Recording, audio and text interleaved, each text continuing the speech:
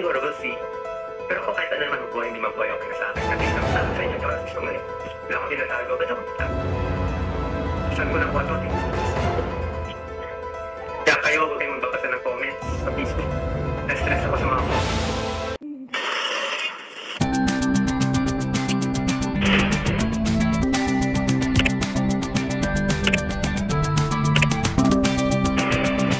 Willie Ong hindi susuko sa cancer, pero nagbili na sa mga supporter. Pwede mamatay anytime. Si Doc Willie Ong na nasa ibang bansa para ipagamot ang kanyang sarcoma cancer. Ilang minuto pa lang ipinost ni Doc Liza Ong ang video ng asawang si Doc Willie na nakikipaglaban sa kanyang sakit na nito lang Agosto na detect ay agad na itong nag-trending sa Facebook. Maraming well-wishers ang nagpahatid kay Doc Willie sa FB at YouTube channel nito na nagsabi ring lakasan nito ang loob at gagaling din siya. Ito rin naman ang laman ng video ng tinaguri ang doktor ng bayan na sana nga ay gumaling siya dahil marami pa rin siyang gustong matulungan.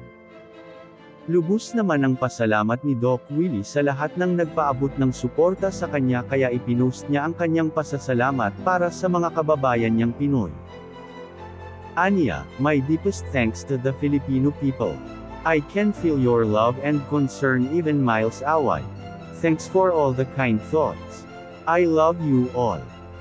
If you can feel that the people around you love you, you want to go on and fight this challenge for them. But if you feel that people hate you, then what is the reason for going on? At kahit hinihingal ng magsalita ay ang kalagayan pa rin ng kapwa niya Filipino ang iniisip. Isa pang mensahe niya, until my last breath, I will help our poor Filipinos. But first, I ask God for a miracle.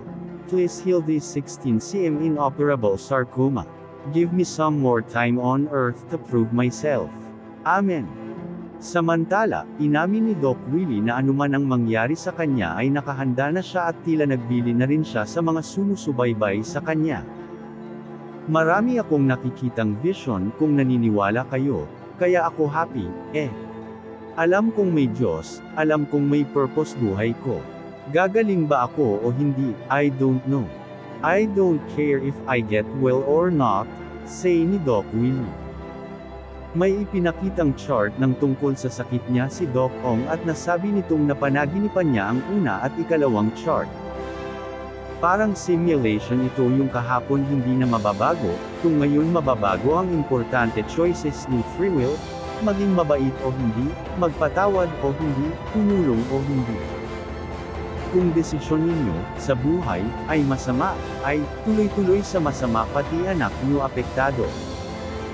Kung desisyon ninyo maganda, mabait, matulungin I love you all, hindi ito biro mahal ko talaga ang kababayan natin.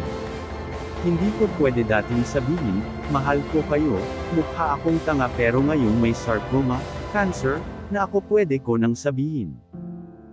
Salamat sa lahat ng mga tumulong, dasal is very important, more prayers pero hindi naman ako hihingi sa inyo kung gusto nyo lang ipagdasal, ako. Sa mga mahal kong followers, huwag kayong iiyak, huwag masyado malulungkot. Sana magayos-ayos ang pamilya, love, forgiveness, compassion and huwag magalit, ayusin ang sarili. Sabi ko nga lalaban tayo, sabi ko sa doktor ko, Doktor. I'm ready to fight. Sabi ng doktor ko, may cancer ka, fight with me, parang Pacquiao, Manny, versus Marquez, Juan Manuel, palakas ka parang si Pacquiao, kumain ka ng marami kasi may chemo ka, marami kang chemo kaya palakas ka. The chemo kills the bad cell and part of good cells kaya palakas ka, walang negative puro positive lang, pahayag ni Doc Willie. Nasambit ding maswerte ang cardiologist dahil kasama niya ang asawang si Doc Liza na binabantayan siya at naroon din sa tabi niya ang mga anak nila na isa-isa nitong binanggit ang mga pangalan.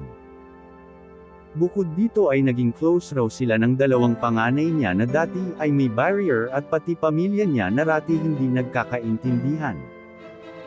Marami pang gustong sabihin sana si Doc Willie pero naputol na ang video dahil kailangan na nitong magpahinga. Narito ang ilan sa mga nabasa naming mensahe mula sa netizens na concern kay Doc Willie. Doc Willie, be strong too. I believe it's not your time, Doc. I know God will heal you and we need you. The Filipino people needs you. Thank you, Doc, for everything you have done. Say ng nangangalang Cynthia, pareho sila ng sitwasyon dati ni Doc Ong. We were also in your situation 2 years ago. We thought there was no way that my husband can survive that big sea, but a lot of people prayed for him. God made a big miracle. He is now a walking miracle of God.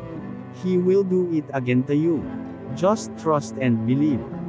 Sending our healing prayer to you, Doc Willie. Only God can do a magic powerful healing. Get well soon, Doc. Laban lang, Doc. Praying for my healing also, done with 12 cycle chemo, with ongoing 35 sessions radiation and 6 weeks chemo. I declared total healing for you, Doc Willie, by the stripes of our Jesus Christ in the cross. Amen. Praying hands emoji. God is always by your side to hasten your healing, Doctor. Be strong. We will always pray for your recovery. Thanks for watching, guys. Don't forget to follow para updated ka sa aking next video. Bye!